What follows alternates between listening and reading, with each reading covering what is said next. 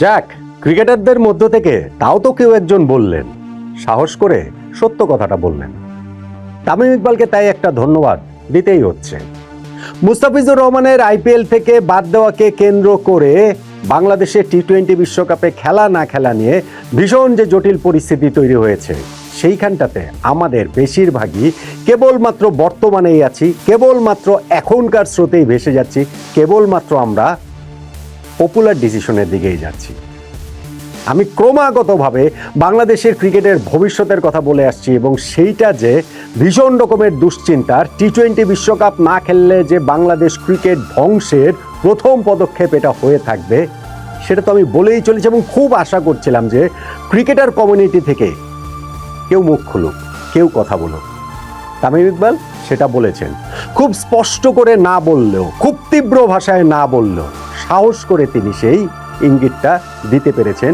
স্রোতের বিপরীতে গিয়েই তিনি সেই কথাগুলো বলতে পেরেছেন। এই জন্যই তাকে আসলে ধন্যবাদ দিতে চাই এবং বলছি ধরুন তামিম যে কথাগুলো বলছেন সেইখানটাতে আমি 5-6টা পয়েন্ট অন্তত দেখতে পাচ্ছি যেটা বাংলাদেশ ক্রিকেটের জন্য ভীষণ গুরুত্বপূর্ণ এবং আমাদের ক্রিকেটের যারা নীতি নির্ধারক রয়েছেন, শুধু তারা নয়, আমাদের যারা সাধারণ দর্শক রয়েছেন তাদের ভাবনার জায়গাটা তো খোরাক জোগানোর জন্য যথেষ্ট।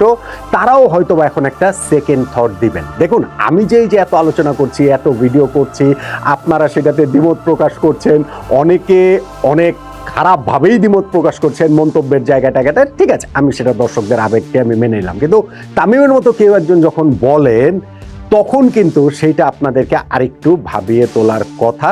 সেইটা আমি দর্শক থেকে শুরু করে বাংলাদেশের ক্রিকেটের নিয়ন্ত্রক সংস্থা বিসিবির হর্তাকর্তাদের পর্যন্ত বলছি। তামিমের কথাগুলো আমি বলছিলাম যে 5-6টা পয়েন্ট। ধরুন, নাম্বার 1, তামিম বলেছেন এরকম একটা পরিস্থিতিতে বাংলাদেশ টি-20 বিশ্বকাপ খেলবে কি খেলবে না এই সিদ্ধান্তটা তিনি ভবিষ্যতের কথা চিন্তা করে নিতেন।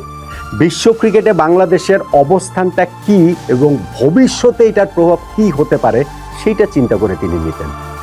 খুবই লজিক্যাল কথা।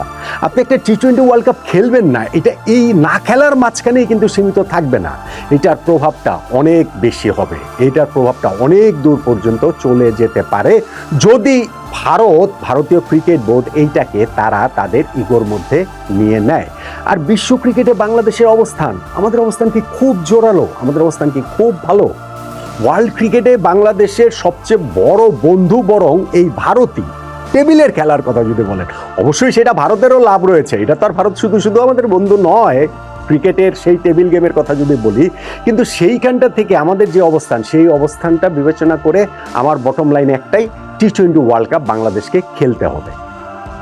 নাম্বার 2, তামিম যেটা বলেছেন যে তিনি সিদ্ধান্তর ক্ষেত্রে ভাবতেন 10 বছর পরে গিয়ে বাংলাদেশ ক্রিকেটে এর প্রভাব কি পড়ে, বাংলাদেশের ক্রিকেটারদের উপরে এর প্রভাব কি পড়ে।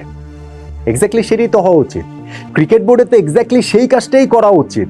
আমি এই মুহূর্তে কোনো একটা ডিসিশন নিলে সেই ডিসিশনটার জের যদি আমাদের 10 বছর পর্যন্ত গিয়ে থাকে এবং সেইটার যদি সাফারার বাংলাদেশ ক্রিকেট হয়, তাহলে কি এমন কোনো সিদ্ধান্ত নেওয়াটা উচিত?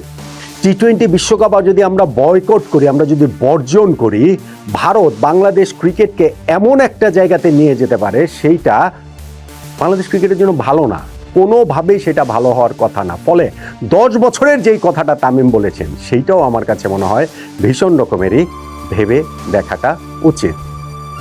ধরেন নাম্বার 3, তামিম বলেছেন বাংলাদেশ ক্রিকেট বোর্ডের যে ইনকাম আমাদের ক্রিকেটে, সেইখানকার 90 থেকে 95% আইসিসি থেকে আসে। আমি একটা ভিডিওতে বলেছিলাম ধরেন মোর দেন 70%। সো সংখ্যাটা যেটাই হোক, এই পয়েন্টটাও তো তামিম রেইজ করেছেন এবং সেটা খুবই সত্যি কথা। এখন বলতে পারেন আপনি যে আইসিসির সঙ্গে ভারতের সম্পর্কটা কি? ভাই, আপনারাই না বলেন, আমরাই না বলি আইসিসি মানে ইন্টারন্যাশনাল ক্রিকেট কাউন্সিল না, ইন্ডিয়ান ক্রিকেট কাউন্সিল।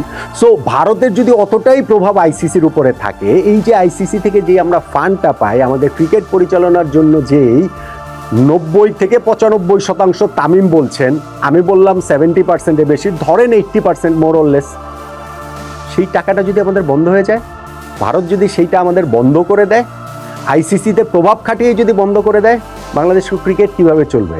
বাংলাদেশের ক্রিকেটাররা কিভাবে চলবেন? আমাদের এই 15 জন জাতীয় দলের ক্রিকেটার কিংবা ধরেন চুক্তিভুক্ত 25 জন ক্রিকেটার, তারাই তো বাংলাদেশের ক্রিকেট না।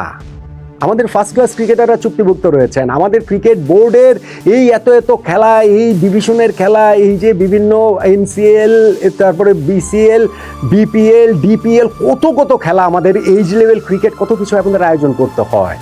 টাকার সেই ফ্লোটা না থাকলে কি হবে? এটা কি আমাদের ভেবে দেখার কথা না? ভেবে দেখাটা উচিত না? ধরেন নাম্বার 4, তামিম যেটা বলেছেন যে দর্শকরা তো আবেগে অনেক কথাই বলবেন, কিন্তু একটা ক্রিকেট বোর্ড তারা সিদ্ধান্ত নেবেন তাদের মতো করে। যদি ক্রিকেট বোর্ড সেই দর্শকদের আবেগের কথা বা তাদের কথায় ভেসে গিয়ে সিদ্ধান্ত নেন, তাহলে তো এত বড় অর্গানাইজেশন আপনারা চালাতে পারবেন না। রাইটলি সেড, খুবই সত্যি কথা তিনি বলেছেন। দর্শক ছাড়া বাংলাদেশের ক্রিকেট জিরো, আমি মানছি, না মানার কোনো কারণ নাই, কিন্তু এই দর্শকরা আবেগে ভেসে গিয়ে যেটা বলবেন, আমরা যদি ঠিক সেইটাই মেনে সব সময় সেটাই দিকেই আমরা যাই, ওই পপুলার সিদ্ধান্তের দিকে যদি আমরা যাই, যেইটাতে বাংলাদেশের ক্রিকেটের ক্ষতি হবে জেনেও যদি আমরা সেদিকে যাই, বাংলাদেশের ক্রিকেটের ভালো আপনারা করছেন না। বাংলাদেশের ওই দর্শকদের প্রতিও আপনারা অন্যায় করছেন। সেই দর্শকরা অনেকেই এখন এই মুহূর্তে জাতীয়তাবাদের স্রোতে ভেসে, দেশপ্রেমের স্রোতে ভেসে, যেগুলো খুবই ভালো, এগুলো খারাপ না, কিন্তু ওগুলো ভেসে গিয়ে অনেক সময় ভুল ডিসিশনের দিকে হতে যেতে পারে। ক্রিকেট বোর্ডের কাজ তো সেগুলো সকল কিছু বিবেচনায় রেখে দেশের ক্রিকেটের জন্য কোনটা ভালো সেটা ঠিক করা। যেটা তামিম বলেছেন সেটা কি করা উচিত না? অবশ্যই উচিত। ধরেন নাম্বার 5, তামিম যেটা বলেছেন যে বাংলাদেশ ক্রিকেট বোর্ড একটা ইন্ডিপেন্ডেন্ট বডি, সরকারের সেটা অবশ্যই অধীনস্থ, সরকারের সঙ্গে অবশ্যই তারা আলোচনা করবে, পরামর্শ নেবে, কিন্তু ডিসিশনটা বাংলাদেশ ক্রিকেট বোর্ডকে নিতে হবে, ইন্ডিপেন্ডেন্টলি নিতে হবে। স্বাধীনভাবে বাংলাদেশ ক্রিকেটের জন্য যেটা ভালো সেই সিদ্ধান্ত তাদের নিতে হবে। বাংলাদেশ ক্রিকেটের জন্য টি-20 ওয়ার্ল্ড কাপ বর্জন করাটা কি ভালো সিদ্ধান্ত? বয়কট করাটা কি ভালো সিদ্ধান্ত? বাংলাদেশ ক্রিকেট বোর্ড কি সেটা মনে করে? যদি বাংলাদেশ ক্রিকেট বোর্ড সেটা মনে করে তাহলে কিছু বলার নাই, কিন্তু আমি তো ক্রিকেট বোর্ডের অনেকের সঙ্গে কথা বলেছি এই গত কয়েকদিনেও, তাদের ভাবনার জায়গাটা কিন্তু এরকম না। তারা এই কনসিকুয়েন্সেসগুলো বুঝতে পারছেন। তামিম যেটা বলছেন যে বিশ্ব ক্রিকেটে বাংলাদেশের অবস্থান কোথায়, 10 বছর পরে এটার প্রভাবটা কি পড়বে ক্রিকেটের উপরে, ক্রিকেটারদের উপরে, আইসিসি থেকে আমরা কি পরিমাণ অর্থ এখানটাতে পাই, এই সব কিছুই বাংলাদেশ ক্রিকেটের হর্তাকর্তারা বুঝছেন, কিন্তু বোঝার পরও তাদের সরকারের চাপিয়ে দেওয়ার সিদ্ধান্তই মেনে নিতে হচ্ছে অনেক ক্ষেত্রে। আপনারা যদি সেটা মেনেই নিতে থাকেন তাহলে আর ইন্ডিপেন্ডেন্ট বডি কিভাবে হলো বাংলাদেশ ক্রিকেট বোর্ড? আজকে থেকে বহু বছর পরে যদি সত্যি সত্যি এটার খুবই খুবই বাজে ইফেক্ট বাংলাদেশ ক্রিকেটের উপরে পড়ে টি-20 বিশ্বকাপ বর্জন করার সূত্র ধরে, তাহলে কিন্তু সবাই বলবে আমিনুল ইসলাম বুলবুল ভাইয়ের বোর্ডের সময় এই ঘটনা ঘটেছে। যেই বোর্ডে বুলবুল ভাই ছিলেন, যেই বোর্ডে ফারুক ভাই ছিলেন, যেই বোর্ডে পাইলট ভাই ছিলেন, যেই বোর্ডে ফাহিম ভাই ছিলেন, যেই বোর্ডে আব্দুর রাজ্জাকরা ছিলেন, তাদের সময়কার বোর্ডে এই ঘটনাটা ঘটেছে, এটাই কিন্তু আসলে বলা হবে। ফলে বাংলাদেশ ক্রিকেট বোর্ডকেও এইখানটাতে আমাদের ক্রিকেটের জন্য কোনটা ভালো সেই ডিসিশনটার কথাই আসলে ইন্ডিপেন্ডেন্টলি ভাবতে হবে। এবং নাম্বার 6 আরেকটা কথা আমি বলতে চাই, যেটা তামিম বলেছেন যে অনেক সময় ডায়ালগের মাধ্যমে অনেক সমস্যার সমাধান হয়ে যায়, আলোচনার মাধ্যমে। বাংলাদেশ ক্রিকেট বোর্ড সেই আলোচনার পথটা পর্যন্ত রাখেনি। ইন্ডিয়ান কাউন্টার পার্টের সঙ্গে আমাদের ক্রিকেট বোর্ডের কোনো আলোচনা নেই, এবং এইটাও সরকারের নির্দেশনায়, কারণ সরকার এই জায়গা থেকে তাদের রাজনৈতিক ফায়দা তুলতে চায়। সরকার চায় যেন বাংলাদেশ ক্রিকেট টিম এই টি-20 ওয়ার্ল্ড কাপে অংশগ্রহণ না করে।